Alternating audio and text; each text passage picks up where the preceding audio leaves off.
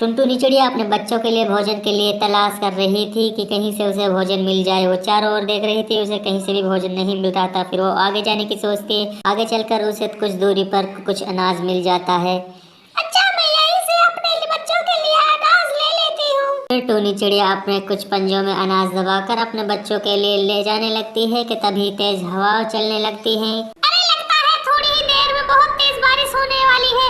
मुझे अपने बच्चों के पास जल्दी से जल्दी पहुंचना होगा। टुनटुनी चिड़िया तेज हवाओं में अपने घर जाने लगी। टुनटुनी चिड़िया को तेज हवाओं के कारण उड़ने में दिक्कत आ रही थी कि वो उन्हें अपने घर भी तो जाना था। जैसे ही टुनटुनी उड़ने लगी तो अचानक एक पेड़ की डाली टूटकर उसके सर में लग गई। वो नीचे जमीन पर गिर गई। टुनटुनी के सर में ज्यादा चोट लगने के कारण टुनटुनी चिड़िया वहां बेहोश हो गई। टुनटुनी चिड़िया बेहोश हो गई थी कि अचानक बारिश शुरू हो गई। टुनटुनी बेहोशी से जाग गई। अरे, मैं यहाँ क्या कर रही हूँ? टुनटुनी चिड़िया अपनी याददाश्त खो चुकी थी। इधर टुनटुनी के बच्चे बहुत ही डरे हुए थे। वो अपनी माँ का इंतजार कर रहे थे। शाम भी हो जाती है, अभी तक चिड़िया अपने घर नहीं पहुँची थी। अचानक दो शिकारी पक्षी वहाँ आ जाते हैं। मुझे यहीं कहीं से चिड़िया के बच्चों की खुशबू आ रही है। लगता है आज बारिश में हमें चिड़िया के बच्चे खाने को मिलेंगे। चलो उन्हें ढूंढते हैं। इधर टूनी चिड़िया बारिश में भीग रही थी। उसे कुछ भी समझ में नहीं आ रहा था। वो अपनी याददाश्त खो चुकी थी।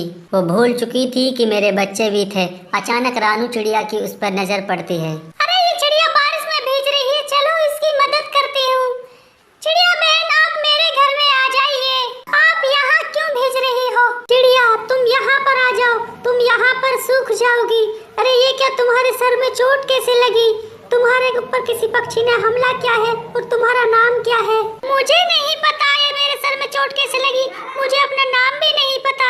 ठीक है, मैं तुम्हारे ऊपर मरहम पट्टी कर देती हूँ, फिर तुम्हें बेहतर महसूस होगा। दीदी, मुझे डर लग रहा है, माँ कब आएगी? डरो मत सुनहरी, मैं हूँ ना तुम्हारे पास। मम्मी पापा जल्द ही आ जाएंगे। पिंकी थोड़ी बड़ी थी, इसलिए उसे कुछ समझ थी कि अचानक वहाँ शिकारी पक्षी आ जाते हैं। आखिरकार तुम दोनों बच्चे हमें मिल ही गए। मम्मी, मम्मी पापा बचाओ। क्या चिड़िया बहन, तुम्हें अपने बारे में कुछ याद आया? हाँ चिड़िया बहन, मुझे याद आया। मेरा नाम टुनटुनी है, मेरा पति का नाम कालू है। मैं सुंदरवन जंगल में रहती हूँ। मेरे दो बच्चे भी थे। अरे वाह टुनटुनी, तुम्हें तो याद आ गया। नहीं बहन, मुझे याद नहीं आ रहा है कि मैं सुंदरवन जंगल में रहती कहाँ पर हूँ। मुझे अपने बच्चों की याद आ रही है। फिर दोनों चिड़िया यही सोचकर सुंदरवन जंगल में अलग अलग दिशा में चल पड़ती हैं।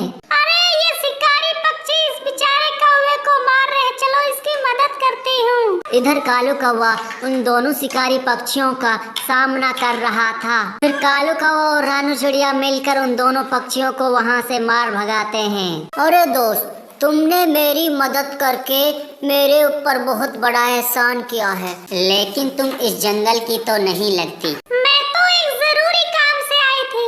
दरअसल टुनटुनी नाम की चिड़िया का घोंसला ढूंढ रही हूँ। उसके बच्चे परेशान होंगे। हाँ, मैं टुनटुनी का पति हूँ। क्या टुनटुनी सुरक्षित है? हाँ, टुनटुनी सुरक्षित है मेरे घर में। चलो, आप मेरे घर चलो। फिर कालू कौवा रानू चिड़िया के साथ अपने बच्चों को ले जाने लगता है टूनी चिड़िया के पास। टूनी चिड़िया अपने बच्चों को देखकर बहुत ही खुश होती है और बच्चे भी अपनी माँ को देखकर बहुत खुश होते हैं। फिर वो खुशी खुशी रहने लगते हैं।